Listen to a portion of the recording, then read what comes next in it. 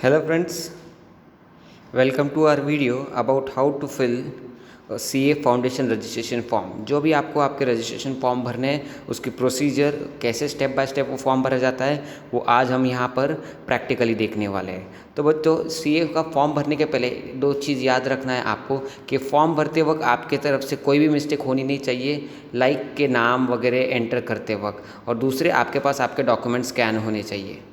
तो फॉर्म भरते वक्त सबसे पहले हमें जाना है अपने ICAI की वेबसाइट पर, दैट इज़ ICAI.org। ये अपनी वेबसाइट है। वेबसाइट पे जैसे ही क्लिक करते हो आपके पास सामने ये एक पेज आ जाता है। वहाँ पर आपको राइट हैंड साइड कॉर्नर में दिया है please click here for browse the website of ICAI। मतलब ICAI के वेबसाइट पे होम पेज पर जाने के लिए आपको वहाँ पर क्लिक करना है। वहाँ पर जब आप क्लिक करते हो तो आपको सामने सेल्फ सर्विस पोर्टल और ई सर्विसेज दिखता है। दोनों में से जाकर आप CA फाउंडेशन का जो है आपका रजिस्ट्रेशन कर सकते हो। फिलहाल हम SSP that is self service portal से जाते हैं। सेल्फ सर्विस पोर्टल पे क्लिक करने के बाद आपके पास सामने आ जाता है ये लॉगिन पेज। बट बच्चों अभी तक हमने लॉगिन किया हुआ नहीं, we are first time user. So वहाँ पर अगर आप नीचे देख रहे हो तो वहाँ पर आपको दिया है कि जो फर्स्ट टाइम यूज़र है वो वहाँ पर क्लिक करें, that is new student enrolling for the first time.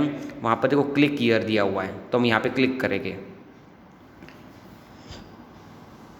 Click करने के बाद आपके पास वापस एक लॉगिन जैसा ही पेज खुलेगा। वहाँ पर भी सेम प्रोसीजर करना है, new student who want to register for CA for first time, यहाँ पर क्लिक करोगे।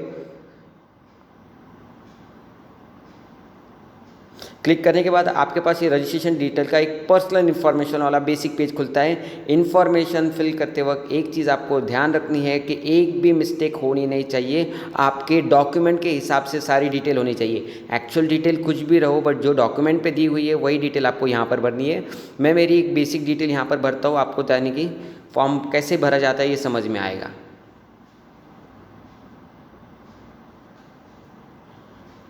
कोई भी मिस्टेक इसमें नहीं होनी चाहिए। क्यों? क्योंकि ये अल्टर करना डिफ़िकल्ट है। मतलब ऐसा ही समझ लो कि पॉसिबल ही नहीं है। डिफ़िकल्ट इन द सेंस कि आपको इंस्टीट्यूट जाना पड़ेगा, फिर मुंबई कॉल करना पड़ेगा, XYZ बहुत बड़ी प्रोसीजर है। तो उससे अच्छा हम पहले ही फॉर्म भरते वक्त सारी डिटेल प्रॉपरली भरेंगे। Email address and mobile number यहाँ पर कंपलसरी है कम्युनिकेशन के लिए। क्यों? क्योंकि ये आपके सारे आगे का जो कम्युनिकेशन है इन दोनों चीज़ों पर ही होगा। तो जब ये एंटर करोगे तब ध्यान रखना है कि इसमें कोई भी गलती नहीं होनी चाहिए। और वही ईमेल और मोबाइल नंबर एंटर करो जो आपको एक्सेसिबल है, लाइक पासवर्ड ईमेल का। नहीं तो आप पासवर्ड भूल गए तो आपको इशू होगा। यहाँ पर कंट्री सिलेक्ट करना है। अपनी जो कंट्री रहेगी वो है इंडिया, सबसे ऊपर ही रहेगी अपनी इंडिया, नीचे ढूंढने की कोई ज़रूरत नहीं है।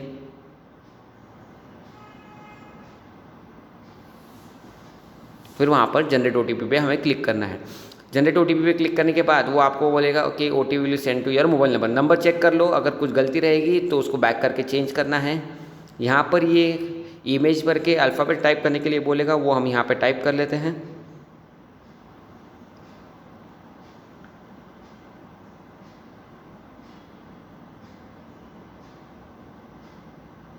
ओ टाइप करते हो हमसे मिस्टेक हो गई तो हम फिर से एक बार ये इमेज टाइप करेंगे यहाँ पर।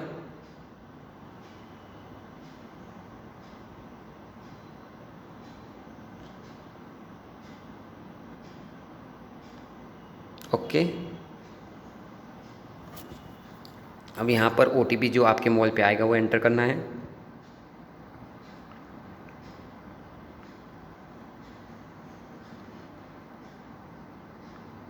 OTP has been successfully validated. अब आएगा आपका मेन फॉर्म जो आपको भरना है। यहाँ पर आपने आपकी पर्सनल डिटेल सारी भर दी हुई है जो अभी मेन फॉर्म में ऑटो कलेक्ट हो जाएगी ये सबमिट बटन दबाने के बाद। सब यहाँ पर जो इन्फॉर्मेशन बोला है गया है कि आपने जो भी डिटेल्स सारी सबमिट की हुई है वो ट्रू एंड फेयर है डॉक्यूमेंट्स के हिसाब से। तो डॉक्यूमेंट्स में और इनमें कोई भी डिस्क्रिपेंसी होनी नहीं चाहिए। आपने जो भी डिटेल भरी है वो डॉक्यूमेंट के हिसाब से ही होनी चाहिए। ये आपका एक लॉगिन खुल जाता है। अभी यहाँ पर दिया हुआ student cycle and articleship cycle, हम स्टूडेंट साइकिल पे फिलहाल क्लिक करेंगे। क्यों? क्योंकि हम CA फाउंडेशन का रजिस्ट्रेशन कर रहे हैं। बाकी भी इंटर के फाइनल के भी रजिस्ट्रेशन होते हैं, तो फिलहाल हम यहाँ पर सिर्फ CA फाउंडेशन के रजिस्ट्रेशन पे क्लिक करेंगे। फिर यहाँ पर देखो दो ऑप्शन है, apply for foundation, apply for direct entry for new applicants. हम तो फाउंडेशन के इस पर क्लिक करेंगे। ये अगेन एक आपके सामने फॉर्म खुल गया है जिसको आपको फिलअप करना है। बट ये फॉर्म जो है अभी अपनी डेटा ऑटो कलेक्ट करेगा। जो आपने पहले पर्सनल डिटेल भरी थी वो वापस भरने की ज़रूरत नहीं है। तो चलो ये भी वाला फॉर्म अपन भर देते हैं। जहाँ जहाँ पर एम्प्टी दिख रहा है वहाँ वहाँ पर इसको फिलअप करते जाएंगे। मैरिजल स्टेटस फ़िलहाल मैं आपके हिसाब से रखता हूँ, that is unmarried. Father's name, mother's name, guardian name,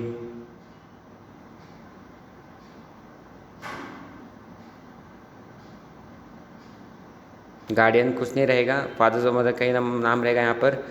वापस एक आप एडिशनल नंबर अगर आपका डालना चाहते हो फ़ोन नंबर कॉलम में अगले वाले, तो यहाँ पर आप वो एडिशनल नंबर डाल सकते हो। नीचे आधार कार्ड, पैन कार्ड, पासपोर्ट दिया हुआ है, कंपलसरी नहीं है। आपके पास रहेगा तो आप डाल सकते हो बट कंपलसरी नहीं है। गलत डिटेल सबमिट नहीं करनी है बच्चों, याद रखो। उस पर देखो रेड स्टार मार्क नहीं है, मतलब इसका मतलब ये डेटा कंपलसरी नहीं है। उसके बाद are you staff ward, no. Blood group आपको डालना है, आपका जो भी ब्लड ग्रुप रहेगा। उसके बाद वीज़ा नंबर, यस, वापस ये ज़रूरी नहीं है डेटा। करस्पॉन्डेंस एड्रेस डालेंगे हम नीचे।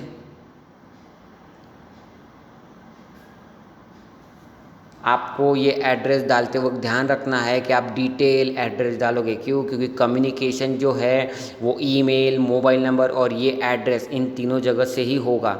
तो इनमें कोई भी मिस्टेक बच्चों, देखो अभी हम बड़े हो गए तो ऐसी छोटी मोटी गलतियाँ हमसे होना एक्सपेक्टेड नहीं है।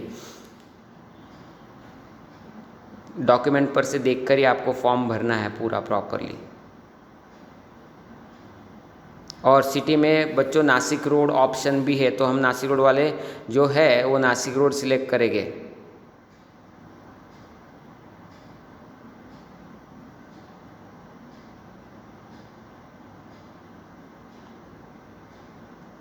Is your permanent address same as correspond, उसके पहले पिन कोड डाल देते ऊपर।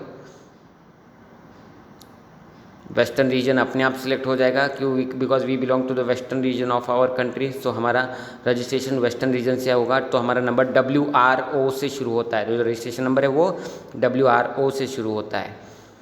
इस permanent address same as correspondence address, मतलब जो आपने ऊपर एड्रेस मेंशन किया हुआ है, क्या आपका सारा डॉक्यूमेंटेशन कम्युनिकेशन भी वही एड्रेस पे होना चाहिए। जनरली बच्चे स्टूडेंट्स क्या करते हैं कि वो अपने घर से दूर रहकर पढ़ाई करते हैं, तो ऐसे सिचुएशन में उनका कम्युनिकेशन जो है वो जहाँ पर स्टडी कर रहे हैं, मतलब समझो फॉर एग्जांपल कोई धुलिया में रहता है और धुलिया से नासिक पढ़ाई करने के लिए आया, तो अभी उसको चाहिए कि उसका घर का एड्रेस जो रहेगा वो धुलिया का एड्रेस रहेगा, बट नासिक में उसको सारे डॉक्यूमेंटेशन का कम्युनिकेशन चाहिए। तो अगर ऐसा रहेगा तो आपको नो पे क्लिक करना है कि आपको दो अलग एड्रेस डालने हैं, तो आपको नो पे क्लिक करना है कि भाई मैं नासिक में फ़िलहाल रह रहा हूँ तो मुझे नासिक के एड्रेस पे सारे डॉक्यूमेंट्स चाहिए। एंड जो सेम जगह पे रह रहा है, यानी कि घर भी वहीं पे है, डॉक्यूमेंट कम्युनिकेशन भी वहीं पे है, तो आपको येस पे क्लिक करना है। तो जैसे आप येस पे क्लिक करते हो ऊपर वाला एड्रेस अपने आप सिलेक्ट हो जाता है। नीचे कैटेगरी सिलेक्ट करेंगे अपन जनरल, फिर इंडियन नेशनलिटी, एनुअल इनकम आपके पेरेंट्स का एक एस्टिमेटेड डाल देना है। Save and next. Data save successfully. Okay बच्चों, डेटा सेव होते जाता है, इसलिए बोल रहा हूँ मैं कि उसको प्रॉपरली भरो। अब ये है आपकी 10th और 12th डिटेल। 10th का जो पासिंग सर्टिफिकेट है उसकी स्कैन कॉपी आपको आपके पास रखनी है, यानी कि पहला डॉक्यूमेंट जो हमने देखा है वो 10th का डॉक्यूमेंट देख रहे हैं। 10 के डॉक्यूमेंट पर से आपको यहाँ पर वो हॉल टिकट का नंबर डालना है। उसके बाद बोर्ड अथॉरिटी, अपना बोर्ड जो है वो महाराष्ट्र स्टेट बोर्ड है, वो सिलेक्ट करेंगे हम यहाँ पर। महाराष्ट्र स्टेट बोर्ड के बाद हमारा month and year of examination, जिस मंथ में हमने एग्ज़ाम दी है तो ये अपने रिजल्ट पे मेंशन रहेगा। फिलहाल के लिए मैं यहाँ पर 2018 सेलेक्ट करता हूँ। जो आपके रिजल्ट पे डेटा रहेगा आपको वही डेटा यहाँ पर फिल करना है। बच्चों 10 का पासिंग सर्टिफिकेट हाथ में लेके उस पर से ही डेटा फिल करना है। यहाँ पर फिलहाल के लिए रिजल्ट डेट सिलेक्ट करता हूँ।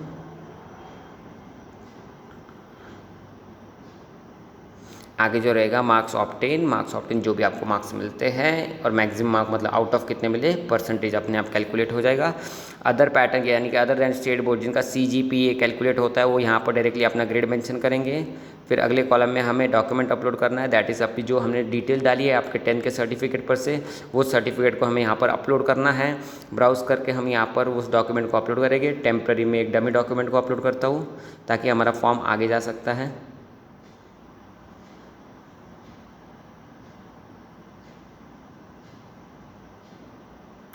ये अपलोड हो जाने के बाद जहाँ पर आपने डॉक्यूमेंट अपलोड किया वहाँ पर ग्रीन में अपलोडेड दिखेगा, यस, यानी कि आपका डॉक्यूमेंट सक्सेसफुली अपलोड हो चुका है। अगला जो डॉक्यूमेंट हमें अपलोड करना है that will be of 12th, but 12th का अगर आप देखोगे आज के दिन पर आपके पास 12th का सिर्फ हॉल टिकट अवेलेबल है, यानी कि हम यहाँ पर हॉल टिकट नंबर डालेंगे, Maharashtra board again, month of exam अपन ने अभी फेब में दी हुई है तो फेब्रुवरी डालेंगे या 2020।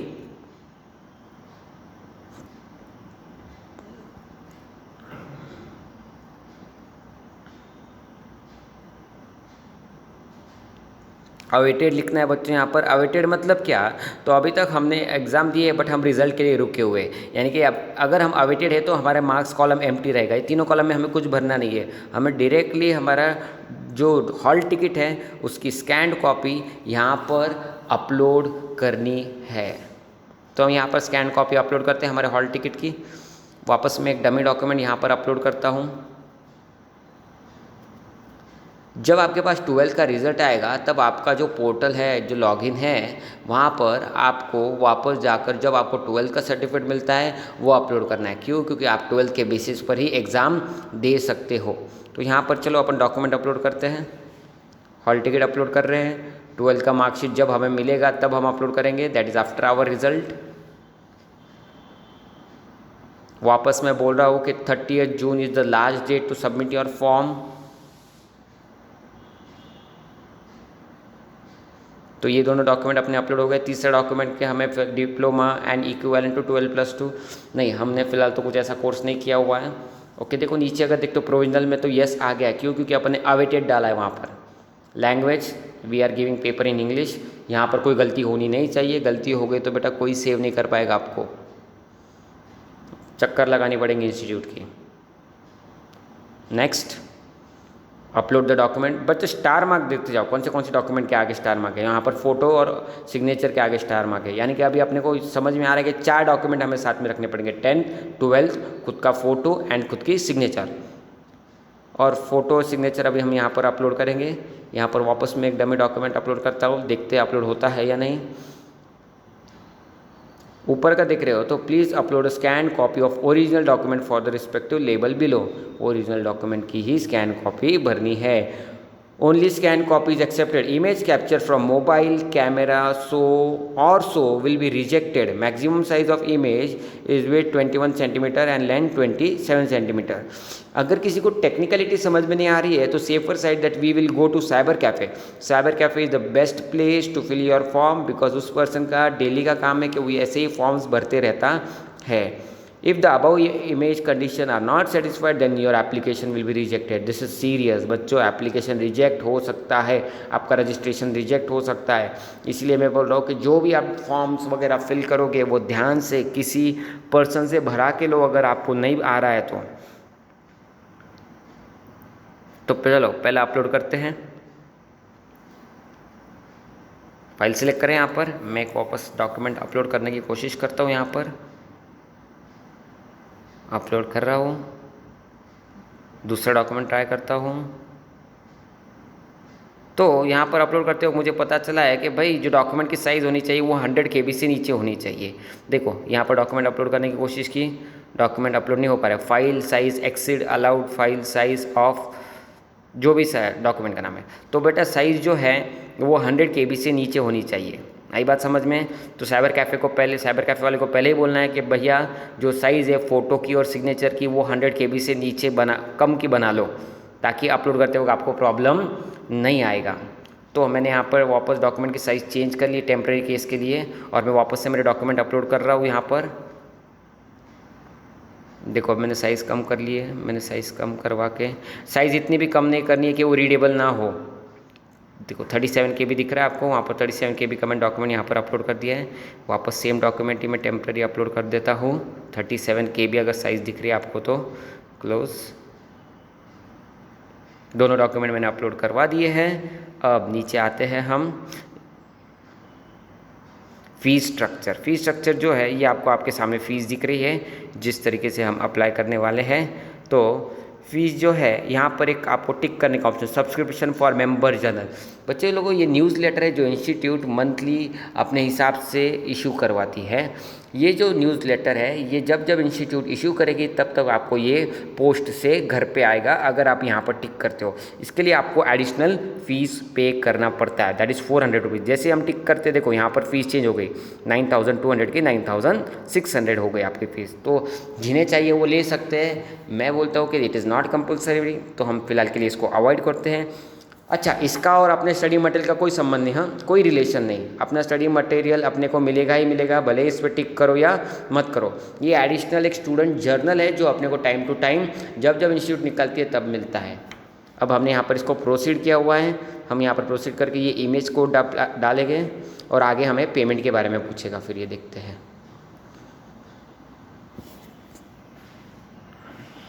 OTP आएगा आपके मोबाइल पे। OTP जैसे ही आ जाता है हमें यहाँ पर एंटर करना है। 9200 रुपीज़ फ़ीस का हमने ऑप्शन सिलेक्ट किया हुआ है।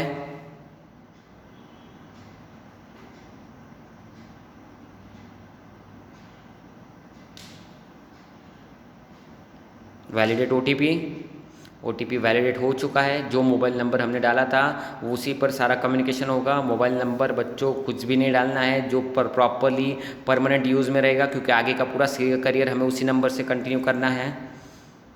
Do you want to submit? Yes, हमें हमारा फॉर्म सबमिट करना है क्योंकि हमने सारी डिटेल प्रॉपरली भरी हुई है।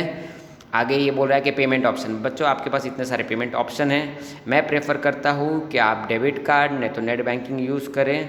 क्यों? क्योंकि वो ईजी वे है। बाकी आपकी मर्ज़ी, आपको जो चाहिए आप वो मेथड यूज़ कर सकते हो। इसके बाद आपको आपके मोबाइल नंबर पे कंफर्मेशन आ जाएगा और ईमेल पे कंफर्मेशन आएगा। बाकी सारा फॉर्म भरने के बाद एक लेटर आएगा। अभी मैं तो यहाँ पे फ़ीस नहीं पे कर रहा हूँ। फॉर्म भरने के बाद एक्सेप्ट हो जाने के बाद आपको लेटर आ जाएगा, ईमेल पर भी आ जाएगा और मोबाइल पे SMS भी आ जाएगा कि आपका रजिस्ट्रेशन एक्सेप्ट किया है। फिर वो प्रोसेस होके अप्रूव होके आपको आगे WRO नंबर आ जाएगा। ओके, 2-3 चीज़ें मैं वापस बता देता हूँ। पहली चीज़ कि 4 document, 10th passing, 12th hall ticket, photo, signature, ये 4 डॉक्यूमेंट लगेंगे।